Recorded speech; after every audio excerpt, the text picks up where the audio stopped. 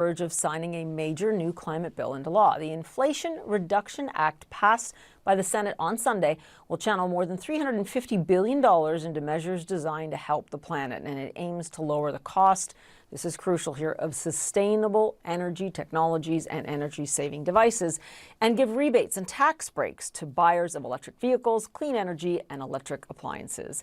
Now, as that bill heads to the House for approval, we want to bring in the CEO of solar energy company Sunnova. John Berger joins me now from Aspen in Colorado.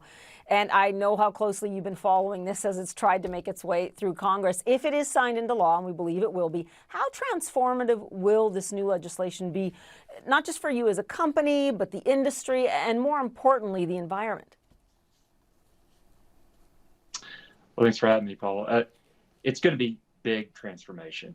This is the first time in really ever in history that the United States government finally did something to address climate change, really at the same time that we're facing a huge global energy crisis on top of a climate energy crisis or a climate crisis. And so what this bill will do, it will lower power bills for consumers by allowing access and providing tax credits to buy down the solar systems, batteries, and other energy technologies to further lower those power bills. At the same time, those are clean technologies.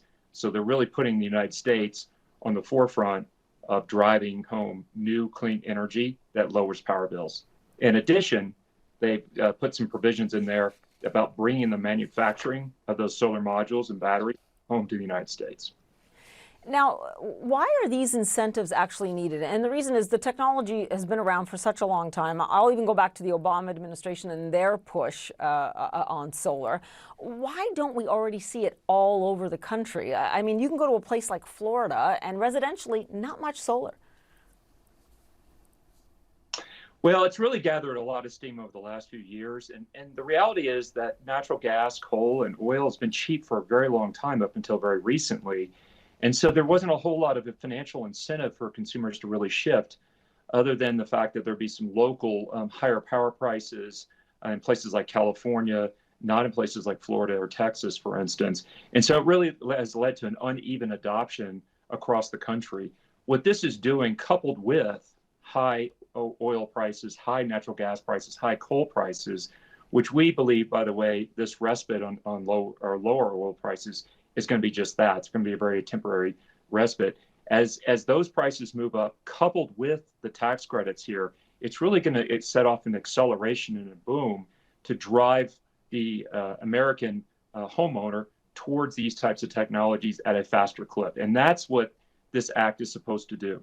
It is supposed to drive us at a faster adoption clip, and I believe strongly it will do just that. And that brings me to my next question. You know, we're just talking on the show about this dysfunctional economy. There are supply chain issues everywhere. Do you worry that companies like yours won't be able to fulfill demand? And this is crucial here, at affordable prices, right? Because the key components of this in a green economy, they're supposed to help those that are having the most difficult time in trying to keep their quality of life in these economies.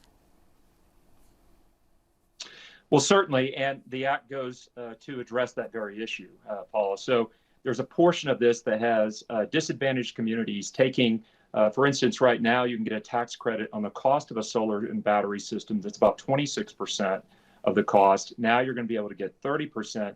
But if you're a part of a disadvantaged community, you could get as much as 40 to 60% off that cost. So it really addresses those that are less fortunate in life, that really need to be able to have the same access to the technologies that the rest of us have. In addition, right now, our average rate off the utility pricing is about 20%, and that's climbing as the utilities raise rates in a very rapid fashion. So the best thing that you can do as a homeowner is to get solar and battery service on your house as fast as you can, lock that in for 25 years, because the chances that because of the global war, when you look at what's happening in Ukraine or the climate change, all these things are going to drive those energy prices even higher. I'm sorry, I only have 30 seconds left, but I do want to get that answer from you. What about you guys and your industry being able to provide for a lot of the infrastructure that's needed, especially residentially? We need a lot more manufacturing, a lot more equipment. This act provides just that, to bring it all home to the United States, to build those battery factories, to build those solar module factories, and then create the jobs here. So it really does a lot to make sure that we have the right supply chain to go out and serve that demand that is trying to accelerate, and that we are confident that consumers in the United States are going to come up and want to adopt more and more because it makes sense for their family and their pocketbook.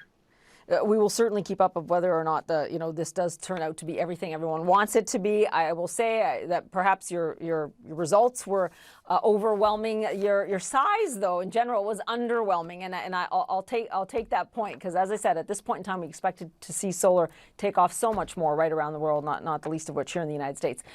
Thanks so much.